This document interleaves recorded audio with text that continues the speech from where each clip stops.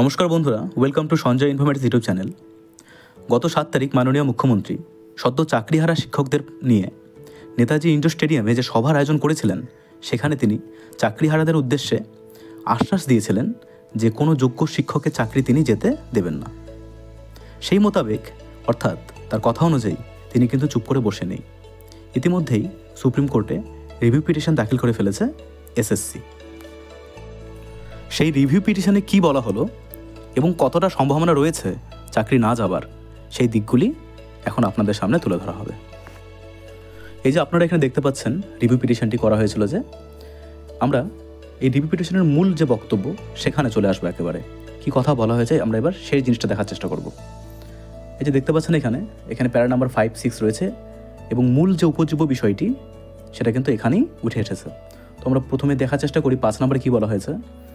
It is stated that appropriate steps are being taken in terms of the judgment for filling up of the vacancies which have arisen on account of the selection process have been set aside. The applicant is informed that a letter dated 3/4/2025 addressed by the state government to the West Bengal Central School Service Commission has been issued. এরপর 6 নম্বর যে প্যারাটা রয়েছে সেটা দেখো।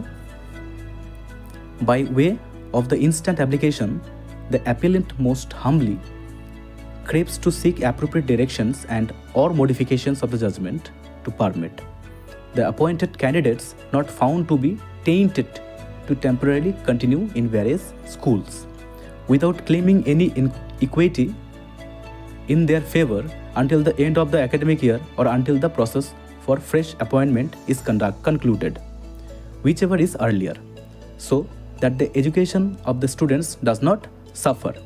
অর্থাৎ এটাই ছিল কিন্তু মূল বক্তব্য, এবং এখানে যে বিষয়টি তুলে ধরা হয়েছে তার বাংলা অনুবাদ করলে এই দ্বারায় এসএসসি বিনীতভাবে সুপ্রিম কোর্টের সেই 3 তারিখের জাজমেন্টের মডিফিকেশনের অ্যাপিল করেছেন, যাতে করে চলতি শিক্ষাবর্ষ পর্যন্ত সেই শিক্ষকদের শিক্ষাদান পর্ব চালিয়ে যাওয়ার অনুমতি দেওয়া হোক,